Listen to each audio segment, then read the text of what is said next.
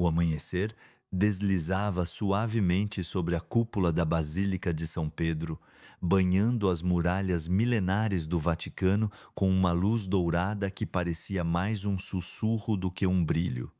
No interior dos aposentos papais, o ar era denso, carregado de um silêncio que não era comum, como se o próprio tempo tivesse parado para ouvir. O Papa Francisco, com o rosto sulcado por rugas profundas e as mãos trêmulas pelo peso de seus 88 anos, estava sentado diante de uma escrivaninha de carvalho desgastada pelo tempo. Sua saúde havia declinado drasticamente nos últimos meses e cada respiração parecia um ato de pura vontade. No entanto, seus olhos, ainda brilhantes, refletiam uma clareza que apenas aqueles próximos da eternidade pareciam possuir. Naquela manhã, algo extraordinário aconteceu. Ele olhou para o padre João, seu secretário pessoal, um sacerdote brasileiro de olhar sereno e porte discreto, e disse com uma voz que mal ultrapassava um murmúrio: "Ninguém deve entrar. Ninguém deve saber. Vou escrever uma carta. É importante."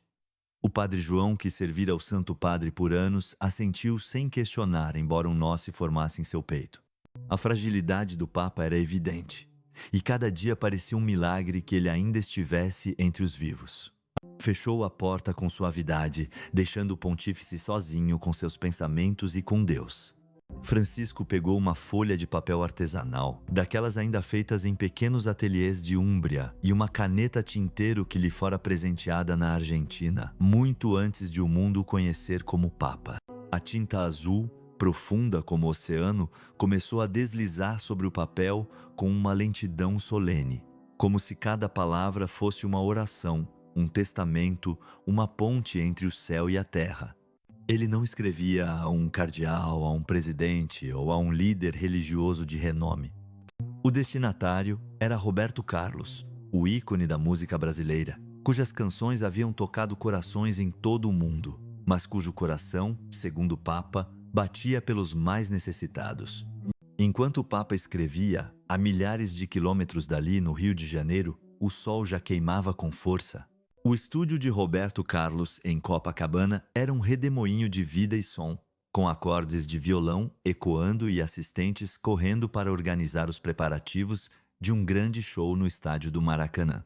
Aos 84 anos, Roberto ainda era uma lenda viva, um homem que dominara a arte da música e conquistara o respeito do mundo não só por seus sucessos, mas por sua generosidade. Sua próxima apresentação, uma celebração de sua carreira, estava a semanas de distância, e a pressão era imensa. No entanto, Roberto não deixava a fama ofuscá-lo. Todas as manhãs, antes de começar o dia, ele rezava uma oração simples que sua mãe lhe ensinara: "Deus, dá-me força para servir, não apenas para vencer." No canto do estúdio, Sofia, sua amiga de longa data e gerente, organizava o caos do dia. Sofia era o pilar da equipe de Roberto, uma mulher de temperamento firme, mas coração imenso, que o acompanhara desde os tempos em que ele ainda cantava em bares de cachoeiro de Itapemirim. "Roberto, não se atrase, amanhã tem entrevista com a Globo!" gritou ela, segurando um tablet cheio de e-mails e contratos. Roberto, ajustando o violão, apenas sorriu e continuou dedilhando as cordas, perdido em pensamentos. Mas, em um canto do estúdio, um pequeno observador não tirava os olhos da cena. Pedro, um menino de 11 anos com roupas simples e tênis gastos, conseguira entrar no estúdio com a ajuda de um segurança que conhecia sua história. Pedro vinha de uma comunidade carente do Rio e sonhava em ser músico. Mais do que isso, admirava Roberto por sua bondade. O cantor havia doado para a escola de sua comunidade no ano anterior, e desde então Pedro seguia como uma sombra, pedindo autógrafos ou apenas observando com olhos cheios de esperança. De repente, um toque suave na porta principal interrompeu o ritmo do estúdio. Sofia, com a testa franzida, foi abrir. Diante dela estava um homem de terno preto impecável, segurando uma maleta de couro e um pequeno distintivo dourado na lapela, gravado com o escudo do Vaticano. "Bom dia", disse o homem com uma calma que desarmava. Sou o padre João, enviado do Vaticano. Trago uma mensagem para Roberto Carlos. Sofia o olhou de cima a baixo, desconfiada. Do Vaticano? Perguntou, cruzando os braços. O que o Vaticano quer com o Roberto? O padre João sorriu levemente, mas sua expressão era séria. É uma mensagem do Santo Padre. Deve ser entregue em pessoa. As palavras Santo Padre ressoaram como um trovão no estúdio. Alguns assistentes pararam o que faziam e murmúrios começaram a se espalhar. Pedro, escondido atrás de um amplificador, arregalou os olhos, sentindo que algo extraordinário estava prestes a acontecer. Roberto, alertado pelo burburinho, largou o violão e se aproximou, limpando as mãos no jeans. "O que está acontecendo, Sofia?" perguntou. Mas ao ver o sacerdote, seu rosto mudou. Havia algo na presença do padre João que impunha respeito, não por autoridade, mas por uma paz que parecia vir de outro mundo. "Roberto Carlos", disse o sacerdote, estendendo um envelope branco selado com cera vermelha.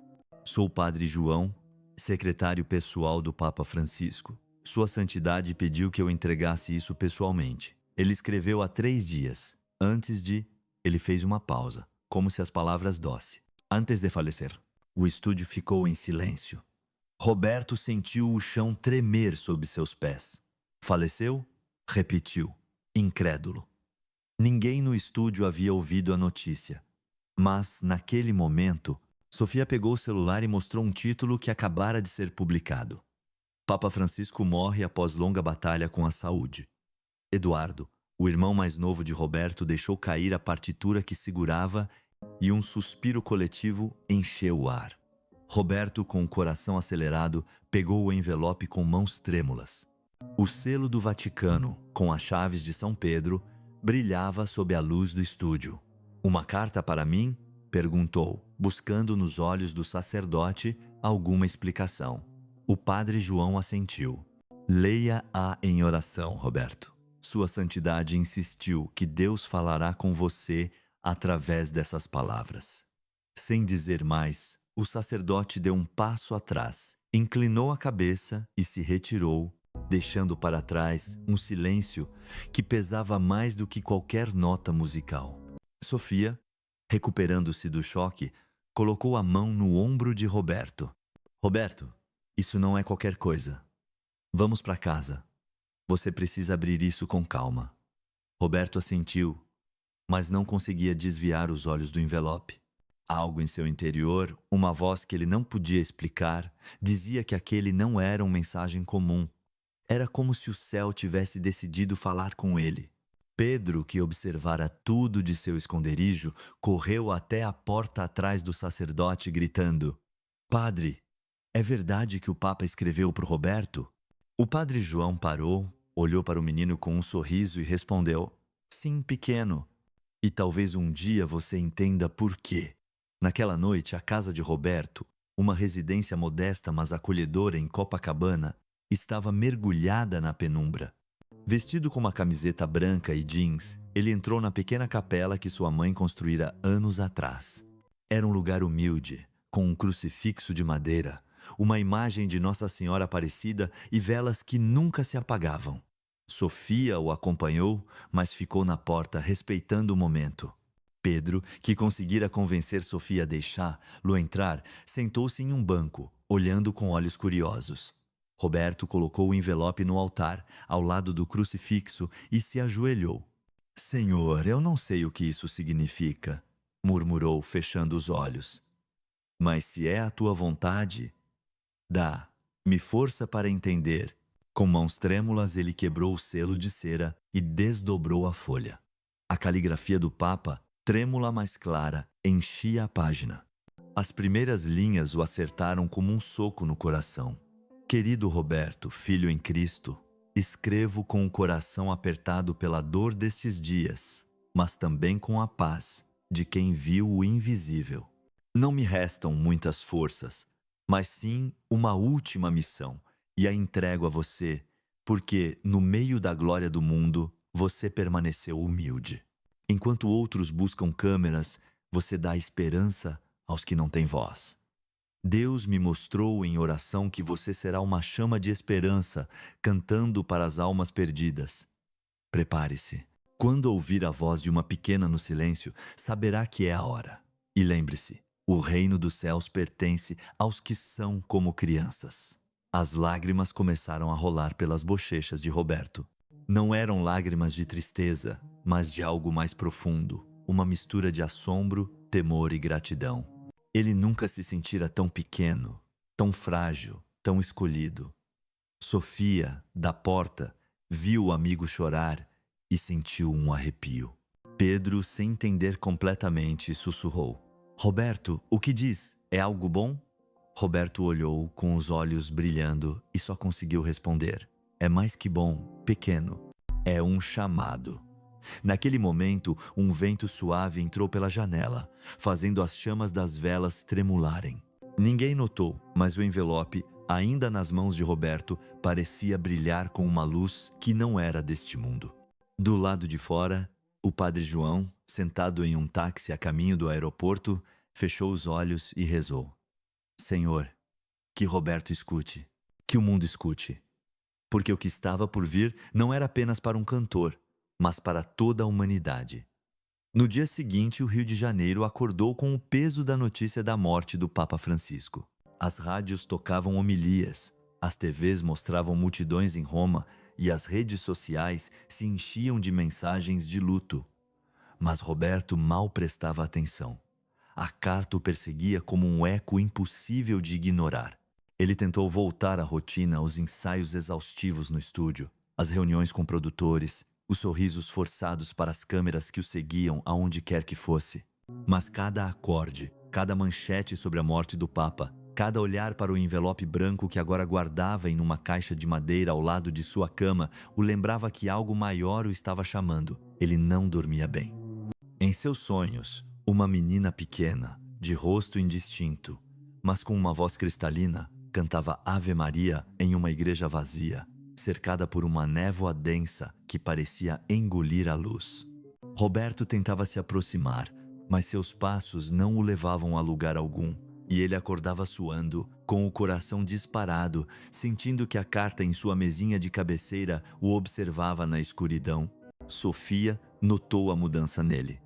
Roberto, você tá estranho. O que tá acontecendo? Essa carta tá te deixando mal, disse ela uma manhã, enquanto tomavam café na cozinha da casa. Roberto, segurando uma xícara que mal tocara, baixou o olhar. Não sei, Sofia. É como se o Papa tivesse me dado um peso que eu não entendo. Ele fala coisas que eu não sei como interpretar. Sofia, sempre prática e direta, franziu a testa. Então leia de novo, vê se entende. Ou leva para um padre.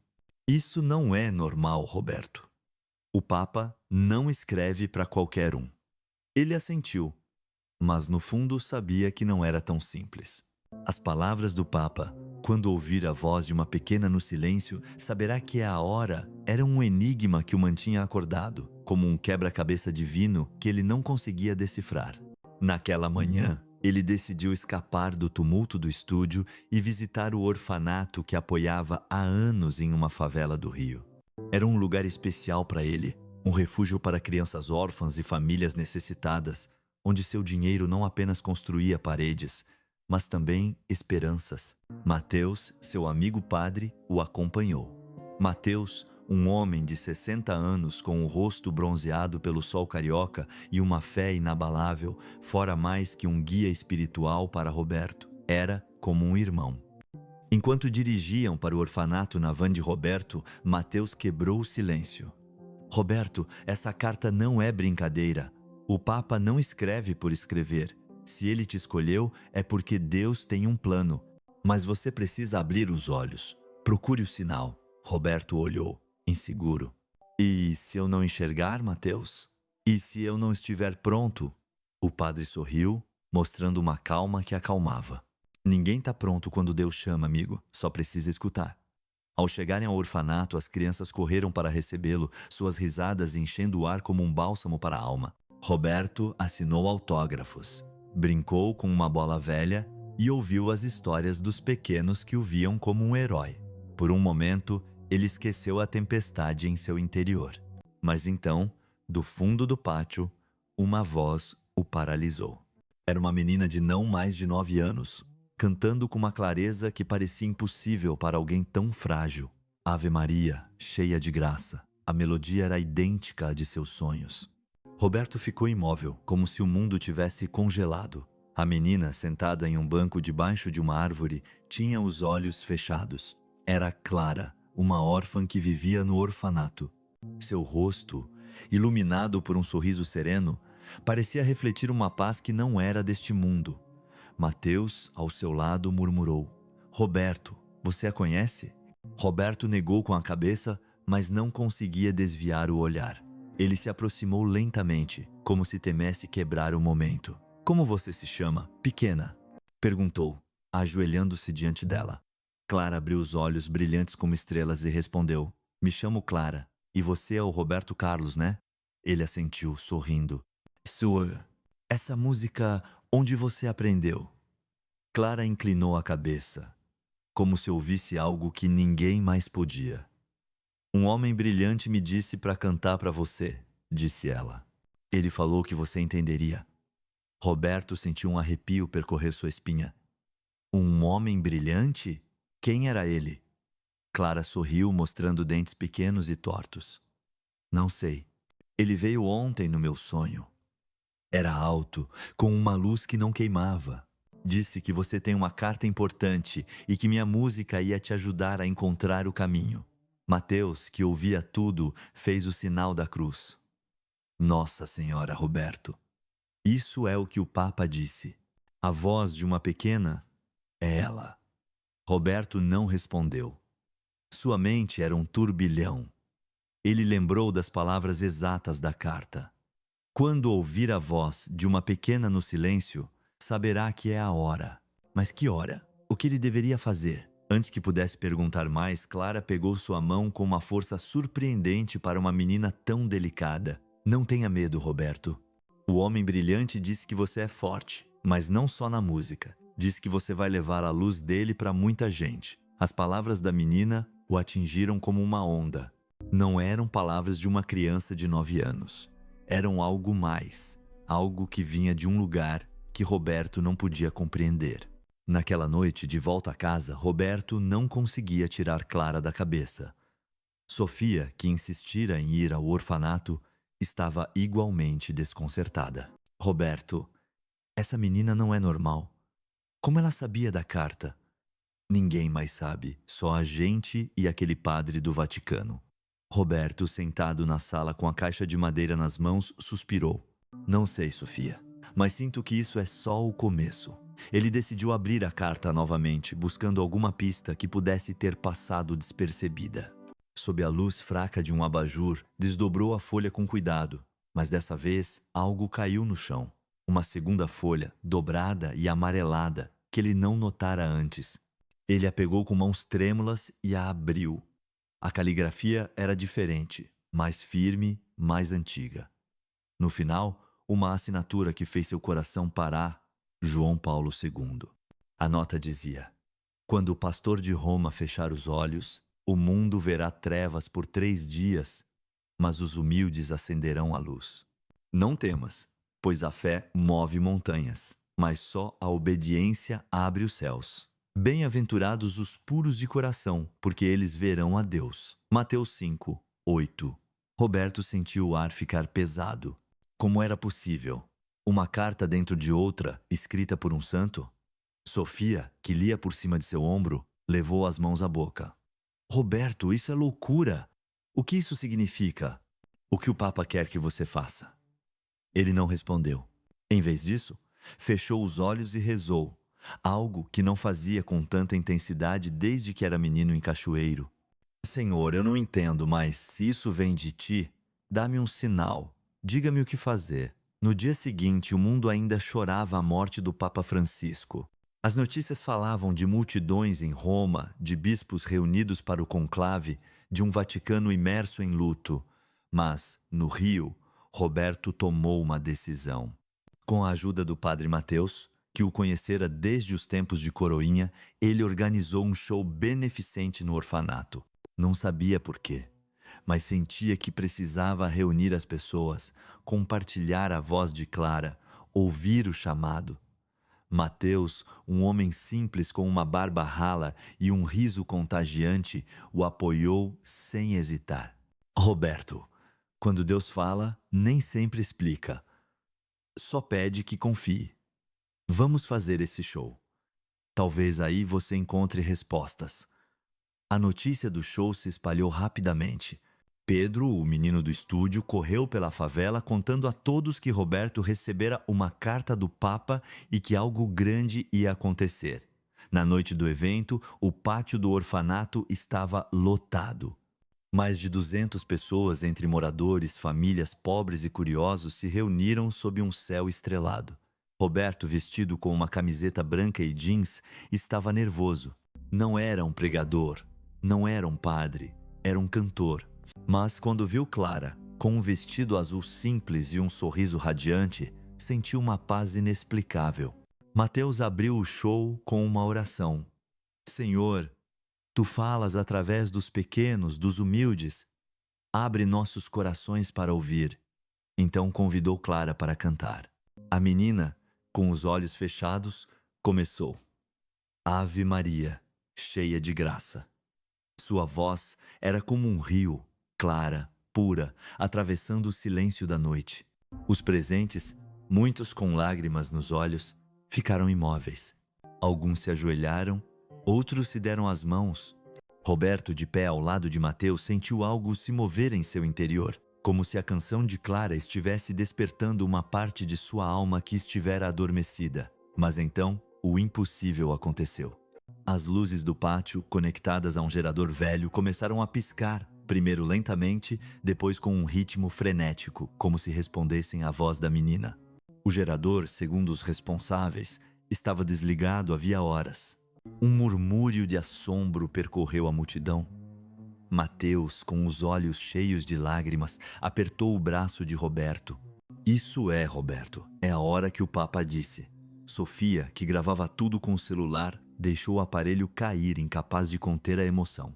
Pedro, na primeira fila, gritou: É um milagre, Roberto, é um milagre. Quando Clara terminou de cantar, o silêncio era tão profundo que se podia ouvir o bater dos corações. A menina abriu os olhos e, embora não pudesse ver, pareceu olhar diretamente para Roberto. O homem brilhante diz para não ter medo, disse ela. Diz que a carta é só o começo. Roberto, com a garganta apertada, se aproximou e a abraçou. Obrigado, Clara, obrigado por cantar. Naquela noite, de volta a casa, Roberto não conseguia dormir. O show beneficente fora mais que um evento, fora um despertar. As luzes, a voz de Clara, a carta, a nota de João Paulo II, tudo apontava para algo maior, algo que o assustava e o atraía ao mesmo tempo. Sofia, sentada na sala com ele, quebrou o silêncio. Roberto, eu não sei o que está acontecendo, mas isso é maior que você, que a gente. O que você vai fazer? Roberto olhou para a caixa de madeira onde guardava a carta. Não sei, Sofia, mas não posso continuar como se nada tivesse acontecido.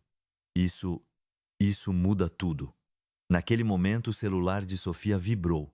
Era uma mensagem de um jornalista local perguntando se era verdade que Roberto recebera uma carta do Papa. A notícia começava a vazar, e logo o mundo inteiro iria querer saber o que dizia aquele envelope branco. Mas Roberto não pensava na fama nem nas câmeras. Ele pensava em Clara, no Papa, nas palavras que ecoavam em sua alma. Prepare-se. A hora está próxima. Do lado de fora, a cidade dormia, mas no coração de Roberto, uma centelha divina começava a se acender. Uma centelha que logo iluminaria muito mais que um palco de show. O sol poente tingia o céu de laranja sobre uma favela em São Paulo, onde um palco improvisado, feito de tábuas e caixotes, tremia sob o peso da emoção. Roberto Carlos, com sua camiseta branca surrada e um violão pendurado no ombro, cantava amigo para uma multidão de rostos cansados, mas iluminados por esperança.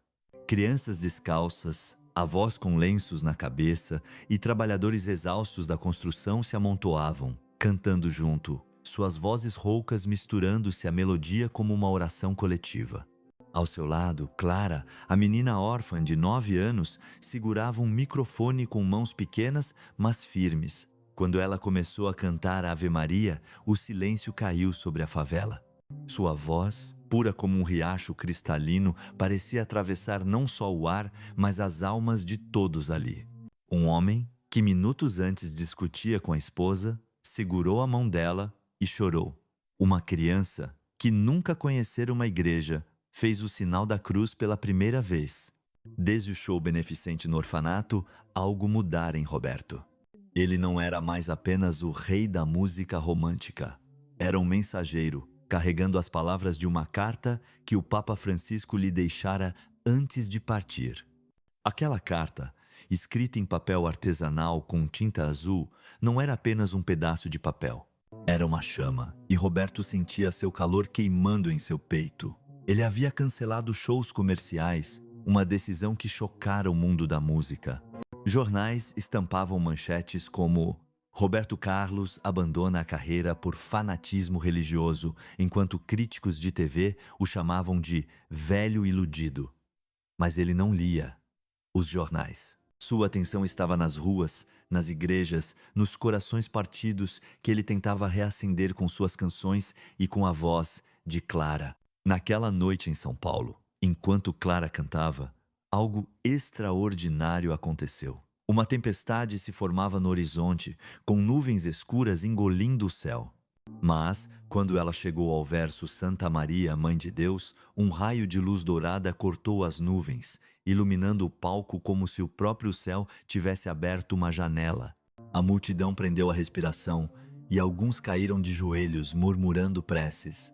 Sofia, a gerente de Roberto, que agora coordenava esses eventos beneficentes, deixou o celular que usava para gravar e escorregar das mãos. Meu Deus, Roberto, você viu isso? Sussurrou ela, os olhos arregalados. Ele assentiu, mas não disse nada. Seu coração batia forte, e ele sabia que aquele momento era mais um sinal, como as luzes que piscaram no orfanato, como a carta que o escolhera para uma missão que ele ainda não compreendia totalmente. Dias antes, Roberto encontrara algo que aprofundara o mistério.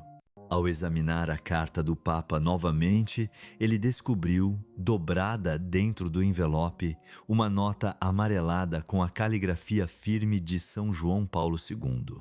As palavras escritas décadas atrás pareciam destinadas a ele. Quando o pastor de Roma fechar os olhos, trevas cobrirão o mundo por 3 dias, mas a luz virá dos humildes. Cante, pois a música abre os portões do céu. Bem-aventurados os que ouvem os pequenos, pois eles verão a glória de Deus. Ao lado um versículo, Mateus 5, 8. Roberto leu a nota em voz alta para Sofia, Eduardo, seu irmão e o padre Mateus na sala de sua casa em Copacabana. O silêncio que se seguiu foi tão pesado que até Pedro, o menino de 11 anos que agora era presença constante no grupo, parou de brincar com sua bola de futebol. Isso é uma profecia, Roberto, disse Mateus com a voz firme, mas cheia de reverência. O Papa Francisco sabia que você seria o portador dessa luz, e Clara, ela é a voz dos humildes. Roberto olhou para a nota, depois para a carta e sentiu um arrepio. Por que eu, Mateus? Eu sou só um cantor. Não sou santo, não sou padre. O padre sorriu, colocando a mão em seu ombro. Deus não escolhe os perfeitos, Roberto. Escolhe os que têm coração. E o seu sempre cantou para os que sofrem. A partir daquele dia, Roberto mergulhou de cabeça na missão. Ele começou a organizar uma série de shows gratuitos por todo o Brasil, de favelas no Rio a vilarejos esquecidos no interior do Nordeste. Cada evento era mais do que um concerto. Era uma celebração da fé, um convite para que as pessoas se unissem em oração e solidariedade. Clara, com sua voz angelical, tornou-se o coração desses encontros. Ela cantava hinos como Ave Maria e Nossa Senhora, e sua presença parecia transformar os lugares mais improváveis em santuários. Em Recife, uma mulher cega disse que, ao ouvir Clara, sentiu a presença de sua mãe falecida. Em Salvador, um jovem viciado em drogas jogou uma seringa no chão e pediu ajuda após um show. As histórias se multiplicavam e Roberto, embora sobrecarregado, sentia que estava no caminho certo. Mas nem tudo era luz. A decisão de abandonar os palcos comerciais trouxe consequências. Produtores cancelaram contratos e patrocinadores o acusaram de jogar a carreira no lixo. Em uma entrevista na TV, um comentarista disse: Roberto Carlos perdeu o juízo. Um cantor não vira pregador da noite para o dia. Até mesmo Eduardo, seu irmão, expressou preocupação. Roberto, eu te apoio, mas está todo mundo te atacando. Você não está com medo de perder tudo? Perguntou ele uma noite, enquanto tomavam café na varanda.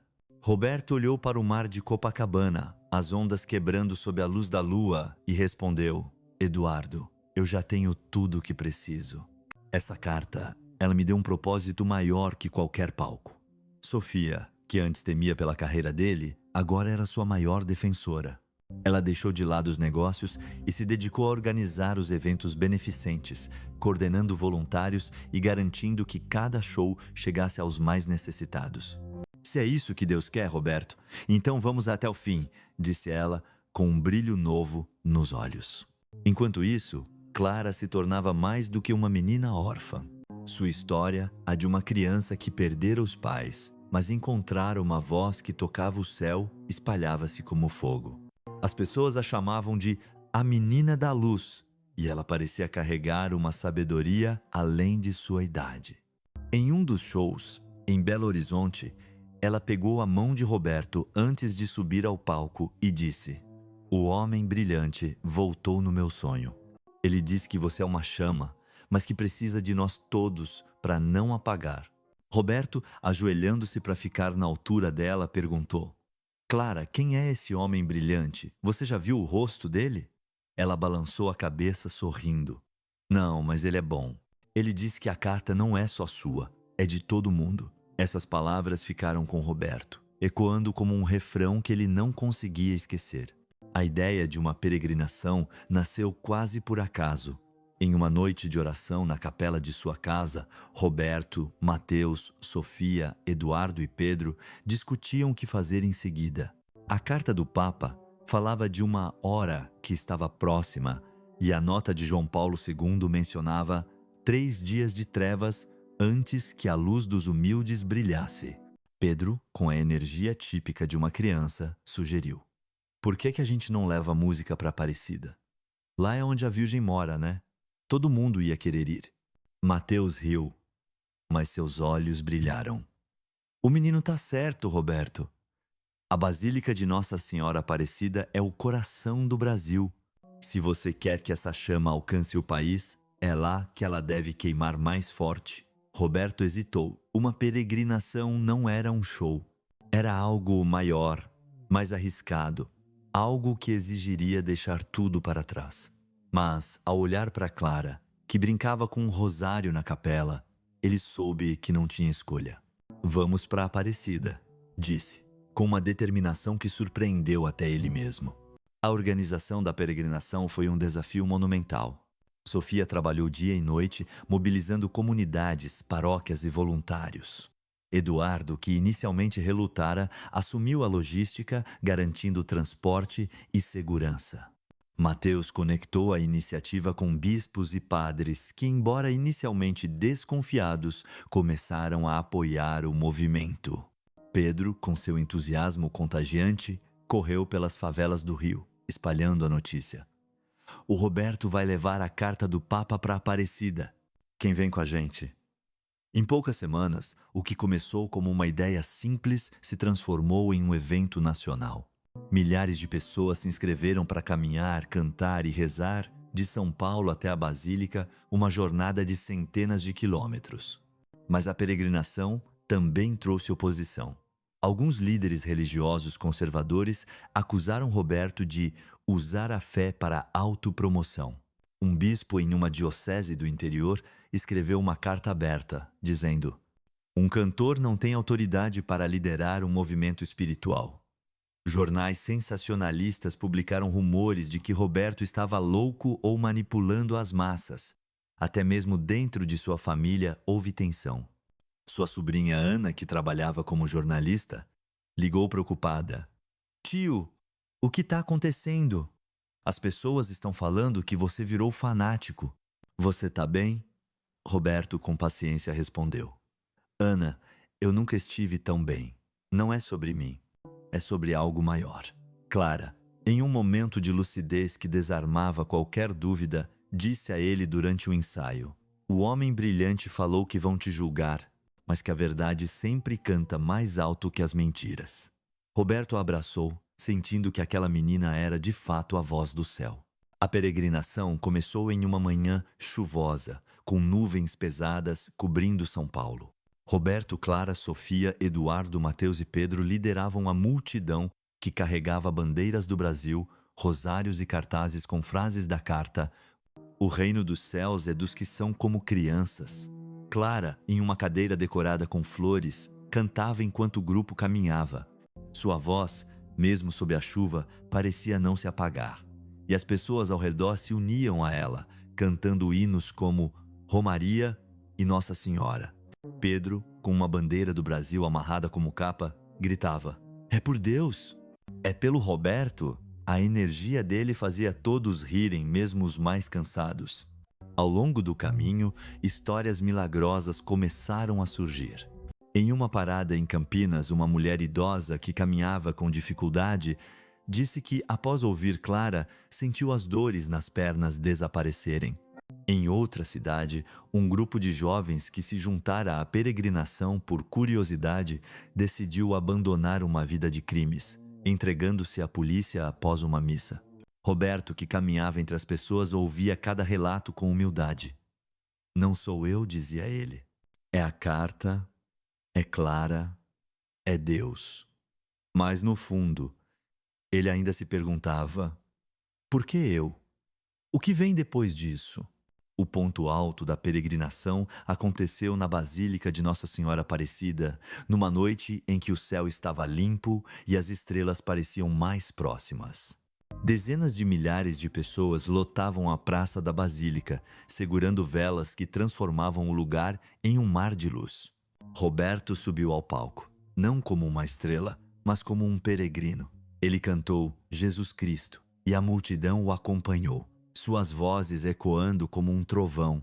Então, Clara foi trazida ao palco, com seu vestido azul brilhando sob os holofotes. Quando ela começou Ave Maria, algo sobrenatural aconteceu. Uma luz suave, vinda de trás da estátua de Nossa Senhora no altar da Basílica, envolveu o palco. Não era um holofote, não era uma lanterna. Era algo que ninguém podia explicar. A multidão ficou em silêncio, e então um suspiro coletivo encheu o ar. Sofia, que filmava, deixou o celular cair. Eduardo, que nunca fora de chorar, enxugou os olhos. Mateus, com as mãos erguidas, gritou: É o Espírito Santo, Deus está aqui! Mas o momento mais marcante veio logo após a canção. Quando Clara terminou, uma pomba branca, vinda de lugar nenhum, pousou no ombro de Roberto. Ele ficou paralisado, sentindo um calor percorrer seu corpo. A multidão, que testemunhava a cena, começou a rezar espontaneamente, alguns chorando, outros cantando. Mateus, com lágrimas escorrendo, sussurrou: Roberto, isso é o sinal. A hora chegou. Roberto, com a voz embargada, olhou para Clara, que sorria como se soubesse de tudo. O homem brilhante tá feliz, disse ela. Ele disse que você começou direitinho. Naquele instante, Roberto caiu de joelhos, não por fraqueza, mas por gratidão. Ele viu em sua mente a imagem do Papa Francisco vestido de branco, sorrindo com uma paz que o preenchia. Cante, Roberto, disse a figura. A chama está acesa. Agora leve-a ao mundo. Quando ele abriu os olhos, a pomba havia voado, mas a luz ainda pairava sobre a praça. A peregrinação terminou, mas o movimento que ela iniciou apenas começava. Roberto fundou a Chama da Clara, uma organização que construía escolas, orfanatos e igrejas para os mais pobres. Ele nunca voltou aos palcos comerciais, escolhendo cantar em hospitais, prisões e comunidades carentes. Clara Agora chamada de A Menina da Luz, tornou-se um símbolo de esperança, sua voz gravada em hinos que ecoavam em rádios cristãs pelo mundo. Pedro, inspirado por Roberto, começou a aprender violão, sonhando em ser músico e padre. Sofia e Eduardo assumiram a gestão da organização, enquanto Mateus viajava pela América Latina, contando a história da carta. Uma jornalista, Ana, que cobrira a peregrinação, publicou um livro chamado A Chama do Vaticano, narrando como um envelope branco mudou a vida de um cantor, de uma menina órfã e de milhões de pessoas. Igrejas que estavam vazias no Brasil voltaram a se encher, não de rituais, mas de corações abertos. Em Buenos Aires, jovens organizaram vigílias inspiradas em Clara. Em Bogotá, um hospital foi construído com uma placa: Pela Carta do Papa. Roberto, que nunca buscara ser líder, tornou-se um farol de fé renovada. E, todas as noites, quando as campanas da Catedral do Rio soavam, parecia que a voz de Clara ecoava, mesmo estando tão longe. A Carta do Papa não era apenas uma mensagem, era uma semente plantada no coração de um cantor, que floresceu em um Brasil sedento por esperança.